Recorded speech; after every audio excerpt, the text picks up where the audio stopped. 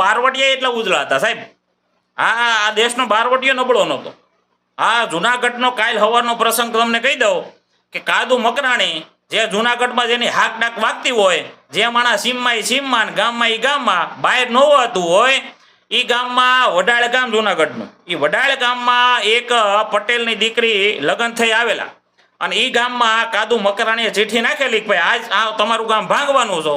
એટલે ગામની બહાર કોઈ નીકળે આખા ગામમાં હોપો પડી ગયેલો. હા, જે માણસ સીમમાં એ સીમમાં, ગામમાં એ ગામમાં, કોઈ ફરકે નહીં.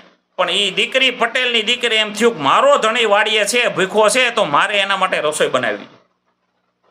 મારો ધણી ભૂખો હોય હું ખાઈ લેવી ન હાલે. એટલે એ બાઈ છે એ રોહડામાં ગઈ, રસોઈ બનાવી, રોટલા બનાવ્યા, અથાણા તૈયાર કર્યા, છાશ તૈયાર કરીને આખું ભાતું તૈયાર કર્યું. અને નવા નવા હજી લગ્ન થયેલા એટલે જેટલા પણ ઘરેણા હતા એ ઘરેણા એને પહેર્યા હતા. અને ઘરેણા પહેરી અને ભાત દેવા માટે જાતી હતી ને એના સાસુમાં એ મેણું માર્યું, હો બેટા કે બાજુ એ કે તમારો દીકરો મારો ધણી વાડીએ છે ને તો એને ભાત દેવા માટે જાઓ. એ કે ભાત દેવા માટે જાવ એનો કોઈ વાંધો નથી, પણ શરીરમાંથી જેટલા ઘરેણા પહેર્યા છે ને એ ઘરેણા કાઢી નાખો. કેમ? એ કે તારો બાપ કાદુ મકરાણી કે રસ્તામાં આવી છે ને તો લૂંટી લે. અને દીકરીએ ભાત ઉતારી નાખ્યું ભાઈ. એના સાસુમાં એ કીધું કે તારો બાપ કાદુ મકરાણી, પણ એ વેણ છે એ દીકરીને હૃદયમાં વાગી ગયા. ભાત હેઠું ઉતાર્યું, પોતાના રૂમમાં ગઈ, પોતાના પિયરના ઘરેણા જે હતા એ તો પહેર્યા હતા, પણ પોતાના શાસ્ત્રમાંથી જે ઘરેણા દીધા હતા એ પણ પહેરી અને ભાત દેવા માટે ગઈ. અને એના સાસુને કીધું કે તમે મને મેણું માર્યું કે તારો બાપ કાદુ મકરાણી આવશે તો લૂંટી લે. હવે મારે જોવું છે કે એક બાપ એક દીકરીને કેમ લૂંટે.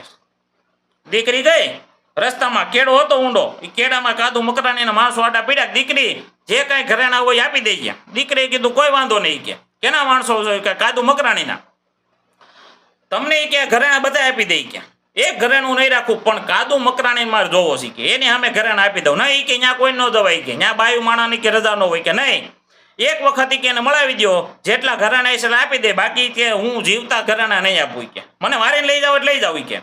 એટલે ઓલા ભાઈને એને એમ થયું ભલો ના કાદુ મકરાણી પાસે લઈ જાવ, ત્યાં ઘરેણા આપી દે. એટલે એ દીકરીને લઈ ગયા કાદુ મકરાણી પાસે. અને કાદુ મકરાણી સામે ઊભો હતો અને કીધું દીકરી ઘરેણા આપી દઈ કે. એ કે ઘરેણા હું તમને આપી દઉં એનો કોઈ વાંધો નથી, પણ હું ઘેરેથી જ્યારે નીકળી ત્યારે મારી સાસુમાએ મને મેણું મારેલું. એ કે તારો બાપ કાદુ મકરાણી જોઈ કે રસ્તામાં આવી છે ને તો તને લૂંટી લે. એટલે હું તો એ જોવા માટે આવી છે કે હવે એક બાપ છે એ પોતાની દીકરીને કઈ રીતે લૂંટે છે. એટલું વેણ કીધું તા તો કાદુ મકરાણીના હાથમાંથી બંદૂક પડી ગઈ, આંખમાંથી દડ દડ દડ દડ મેળ્યા આહુડા જવા. કેવો અભાગ્યો માણસ. હા, પોતાના ઈશ્વરને અલ્લાહ. કાદુ મકરાણી, મકરાણા એટલે એક મુસલમાનનો દીકરો, પોતાના અલ્લાહને ઇબાદત કરવા માંડ્યો. હે અલ્લાહ, કે ધરતી ફાટી જાય તો હમણાં ધરતીમાં હમાઈ જાવી કે. મારા જેવો તો અભાગ્યો કોઈ બાપ નહીં હોય કે. બાપ થઈને એક દીકરીને હું લૂંટવા બેઠો છું. એટલે દીકરીને પાસે બોલાવીને કીધું દીકરી મારો આજી કે મારું ખિસ્સું ખાલી છે, મારા ખિસ્સામાં કાંઈ છે નહીં. એટલે એના જે સાથીદારો હતા એને કીધું કે ભાઈ હવે કાંઈ કે ઘરમાં છે કે કાંઈ છે નહીં, કે એક વીંટી પડી છે કે.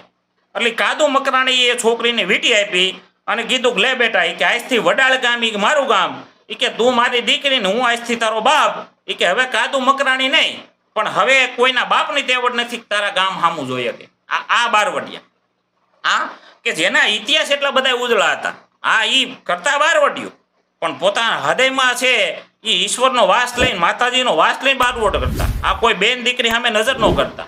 આ ભાવનગરનો પ્રસંગ.